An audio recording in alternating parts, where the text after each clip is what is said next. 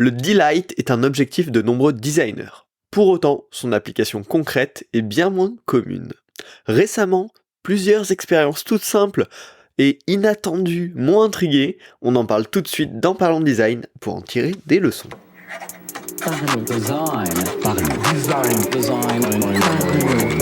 Le sponsor de la saison 6 de Parlons Design t'aide à devenir un designer complet. UI, UX, Product, Figma, Webflow, rejoins la KakatoS Academy et apprends des meilleurs experts. Salut, c'est Romain Pinchnapp, bienvenue dans Parlons Design pour parler de Delight. Delight qui veut dire émerveillement, joie, bonheur, globalement en anglais. Et c'est un mot qui revient assez souvent quand on va regarder des conférences, quand on va regarder les valeurs de certaines équipes design, les ambitions de certaines équipes design. Et pourtant, c'est quelque chose assez complexe à atteindre, à mettre en place de manière concrète. Et c'est rare qu'on qualifie une expérience de delightful au quotidien. Globalement, voilà, sur la plupart des apps qu'on va utiliser, on retrouve assez peu ces moments de delight. C'est une mouvance, on va dire, qui vient notamment du livre Design émotionnel, qui date d'il y a, je pense, maintenant une bonne grosse dizaine d'années, voire peut-être plus. Et l'idée derrière ça, c'est de se dire designer des expériences dont on se rappelle positivement, qui vont à un moment de complexité, à un moment de joie, à un moment particulier, venir marquer l'utilisateur et créer un lien avec la marque, créer un plaisir, un petit moment de joie, un petit moment de bonheur chez nos utilisateurs au sein d'une expérience produit qui résout des problèmes. L'idée, c'est pas juste d'apporter une solution par le design comme on le fait au quotidien, mais d'apporter une solution qui fait se sentir bien dans la finalité, qui crée des petits moments uniques, des petits moments parfaits. Mais comment ça peut s'appliquer concrètement ? C'est hyper difficile, et durant l'été, j'ai rencontré 3 expériences très variées, très différentes, où je me suis dit, ça, en vrai, c'est un bon design delightful, et on peut en tirer des leçons pour la création de produits numériques. Et donc, commençons tout de suite. Alors, le premier, c'est que récemment, je suis parti pendant l'été en voyage au Portugal et j'ai dû prendre l'avion. J'aurais préféré prendre le train, mais c'était compliqué pour aller au Portugal. Donc j'ai pris l'avion. Donc Vueling est une compagnie aérienne que j'ai prise. Et donc forcément, leur application mobile, ça fonctionne dans un contexte d'usage où potentiellement il y a une connexion instable parce que dans un aéroport il y a du monde, les murs peuvent être parfois épais, ça peut être dans des endroits un peu particuliers, donc il n'y a pas forcément une bonne connexion, des fois le wifi s'il y en a un à l'aéroport est pas ouf, donc on sait que ça va être un contexte d'usage un petit peu compliqué. Et ce qu'ils ont fait de manière hyper intéressante, c'est un petit élément de delight, un petit élément inattendu dans leur loader. Donc quand j'appuyais pour charger le détail de mon voyage et savoir à quelle porte d'embarquement je devais aller, ça commence à charger, assez classique finalement, ça m'étonne pas, et puis ça charge, ça avance pas trop. Donc, réflexe un petit peu d'énervement basique, assez classique, je tapote sur mon écran, en mode, attends, est-ce que ça voudrait pas s'accélérer ?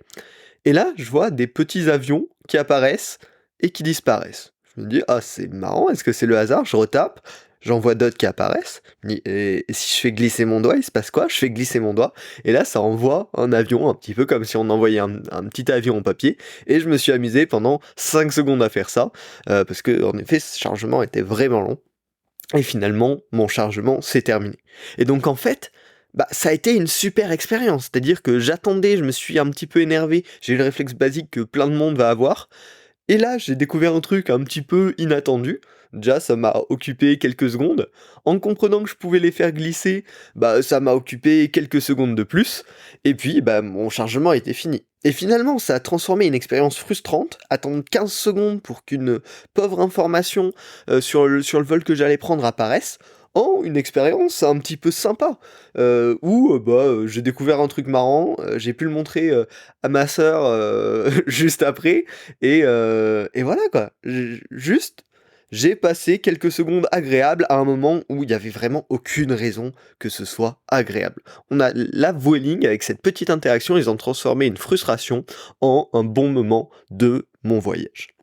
Et donc, là-dessus, il y a 3 leçons hyper importantes, hyper réutilisables qu'on peut utiliser.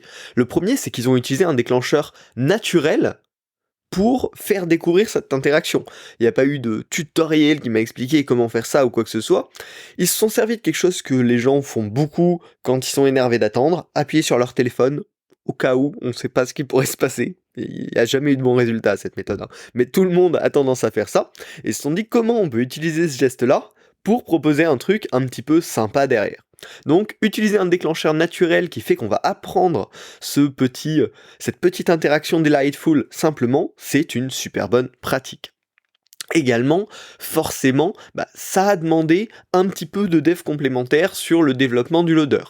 Donc ils ont dû consacrer un petit peu de temps sur une petite interaction simple, mais justement, ils ont réussi à la garder hyper simple pour qu'en temps de développement, ce soit probablement quelques heures, pas plus. C'est juste un mouvement linéaire d'une image PNG, probablement, d'un petit avion qui va se déplacer sur l'écran, donc c'est vraiment une animation très basique, hein, ils n'ont pas essayé de faire un truc 3D hyper fou, etc. C'est juste, on prend une image, on la déplace sur un axe, et elle disparaît avec un fondu en opacité.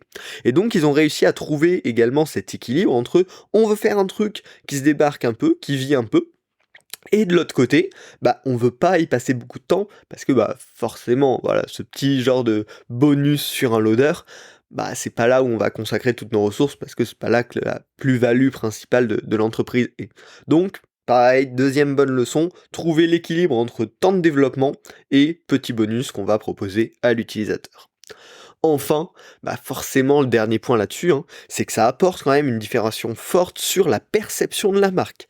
Là, j'étais pas encore rentré dans l'avion que déjà j'étais là en mode ah putain, je m'attendais pas à grand chose de Vueling, et finalement, ils m'ont posé une expérience un peu sympa, et derrière, forcément, ça a modifié ma perception du voyage. Parce que quand je suis passé à l'embarquement, quand j'ai découvert l'avion, j'étais dans ce bon état d'esprit de me dire « Ah, c'est marrant, il pense aux détails », alors que je pensais pas que ce type de compagnie aérienne-là pensait aux détails. Donc, ce genre de petites interactions peuvent derrière améliorer la perception des événements qui va suivre, et c'est pour ça que le design delightful peut avoir un intérêt.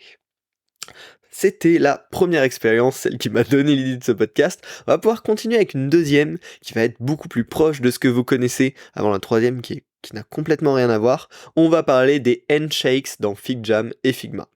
Il y a pas longtemps, suite à une recommandation d'un des designers de Payfit, j'ai regardé la conférence Putting Joy on the Roadmap, qui a été une conférence à Config 2023, la conférence de Figma, qui était justement faite par les équipes de Figma, et qui parlait un petit peu de cet aspect delightful, comment on pense des interactions pour que ce soit... pour que ça apporte vraiment une différenciation, pour que ça apporte un plaisir aux utilisateurs, et il parlait notamment de cet exemple des handshakes. Figma, c'est un outil de conception collaborative, je pense qu'on est tous d'accord là-dessus, mais c'est aussi un outil de travail sérieux, un outil de travail dans lequel on va produire des choses qu'on va livrer derrière, qui va être utilisé par des experts de l'outil, entre guillemets, des designers, mais aussi des non-designers, qui peuvent être des PM, des tech, des gens du marketing, et des gens qui connaissent pas, qui sont pas forcément à l'aise avec cet outil qui est en réalité relativement complexe. Nous on y est habitué, mais pour quelqu'un qui est pas habitué à ces outils de création, il y a beaucoup de boutons partout, il y a beaucoup d'interactions possibles, il y a beaucoup de choses, c'est un canvas libre, c'est un petit peu compliqué. Mais tout le monde a un curseur de travail quand il se déplace sur Figma, peu importe d'où il vient.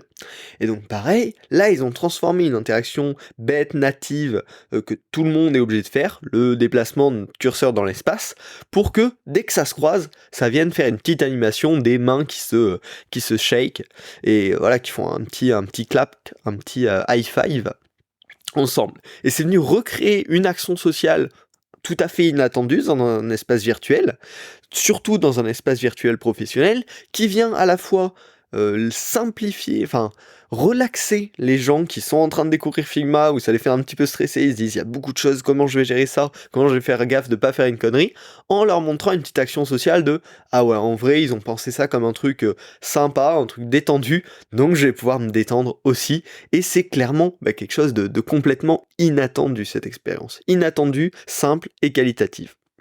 Alors là aussi, il y a des très bonnes leçons à en tirer.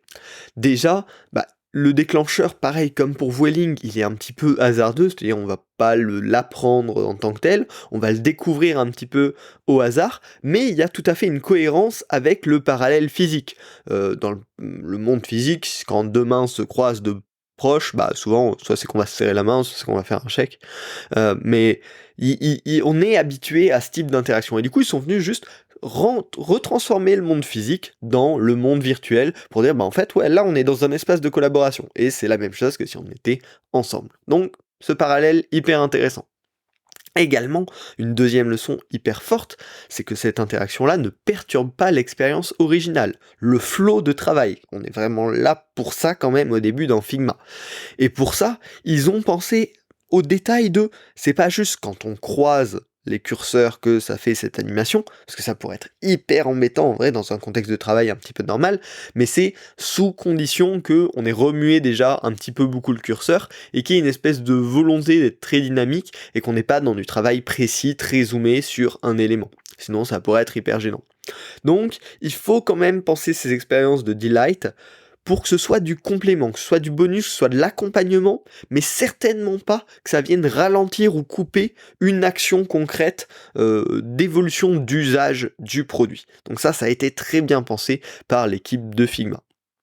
Et enfin, troisième leçon là-dessus, c'est que le Delight ouvre la communication. Ça ouvre vraiment la recommandation, la discussion autour de ça. Je l'ai vu récemment avec quelqu'un avec qui je collaborais sur un projet et qui n'était pas du tout habitué à Figma, et en fait en découvrant le handshake mais aussi d'autres petites interactions comme ça, ils se sont dit putain mais c'est marrant votre app, c'est marrant votre truc, et donc ça vient créer de la discussion autour, ça vient générer tout simplement de l'intérêt et ce petit aspect d'inhabituel qui est toujours intéressant pour l'aspect social, on va dire. Voilà.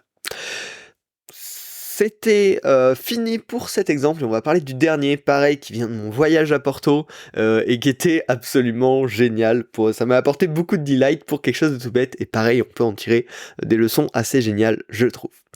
Alors, tout simplement, donc j'ai été à Porto, au Portugal, et à Porto, au Portugal, il y a des passages piétons. Jusque-là, rien ne vous étonne.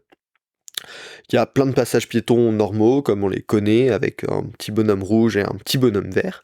Et il y a un feu piéton en particulier, où je vois le petit bonhomme rouge, et il y a un compteur à côté. Un compteur avec un chiffre qui t'annonce le nombre de secondes avant que ça passe au vert. Donc ça se fait dans pas mal de pays. En vrai, en France, on n'en voit quasiment jamais. Mais il y a pas mal de pays où on peut trouver ça. C'est déjà cool, ça permet de savoir le temps à attendre, et de s'y préparer plus tranquillement. Mais au moment où c'est passé au bonhomme vert, le bonhomme vert, il était animé, et au début il marchait, puis plus on approchait de la fin du temps du bonhomme vert, plus il marchait vite, et il commençait à se mettre à courir sur les dernières secondes. Et donc en fait, c'était hyper intéressant, parce que c'est la même information que tout feu piéton, tu peux y aller ou tu peux ne pas y aller, mais en plus, ils avaient rajouté une petite interaction, un petit truc imagé de, là en fait tu peux concrètement marcher, et en fait là il faut que tu accélères un petit peu parce que c'est la fin. Et ça rendait le truc hyper unique, hyper agréable. C'est un petit sourire, ça n'a rien changé, hein. J'ai traversé le passage piéton comme tout le monde, mais ça a rajouté un petit élément de « Ah, c'est marrant, il y a ce petit détail-là, ah tiens, il est même en train de courir à la fin ». Et voilà, c'est un petit bonus, ça perturbe pas du tout l'expérience, mais ça la rend un petit poil plus joyeuse, un petit poil plus remarquable. Et là-dessus, il y a deux leçons hyper importantes, c'est en fait, on reprend juste une interaction hyper connue à qui tout le monde est habitué, avec un extra inattendu qui ne perturbe pas l'expérience. Dans ce cas-là, c'est une petite animation, mais dans un produit numérique, ça peut être une animation bien évidemment, une petite transition, une apparence un petit peu originale, de par sa forme, de par sa couleur, qui vient juste nous faire remarquer à un moment de « Ah tiens, je suis tellement habitué à ça, mais en fait, là, ça change, et ils ont eu cette attention de le pousser un petit peu plus loin. » Et donc ça, c'est une excellente façon d'intégrer du delight.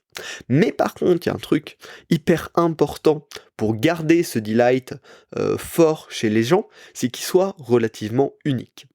Là, par exemple, à Porto, il y a un seul feu dans toute la ville. En tout cas, de ce que j'ai pu rencontrer. J'ai fait, on va dire, je sais pas, peut-être 30-40 feux piétons, et c'est le seul qui était comme ça. Et donc en fait, ça permet que ça ne devienne pas une habitude et que très rapidement on s'en lasse, parce qu'on passe pas tous les jours au même endroit, enfin, on passe... Tous les feux ne sont pas comme ça, donc le jour où on passe à ce passage piéton en particulier, on le remarque à nouveau parce que c'est quelque chose d'inhabituel. Et donc, rendre ce delight pas trop commun, ça va être aussi une condition pour que ce delight dure un minimum dans le temps et soit remarquable. Voilà, j'espère que cet épisode vous a plu, cette notion de delight, vraiment on peut l'avoir avec un extra inattendu qui perturbe pas l'expérience, qui vient rendre un moment unique. C'est vraiment la meilleure façon d'intégrer ça au sein d'une expérience. Il y a bien évidemment plein de façons de l'inclure, et chacun doit y aller à sa sauce avec ses idées. Mais oui, concrètement, dans n'importe quel projet, ça demandera un peu de temps en plus, que ce soit en design ou en développement, et c'est pour ça qu'il faut trouver le bon équilibre dans tout ça.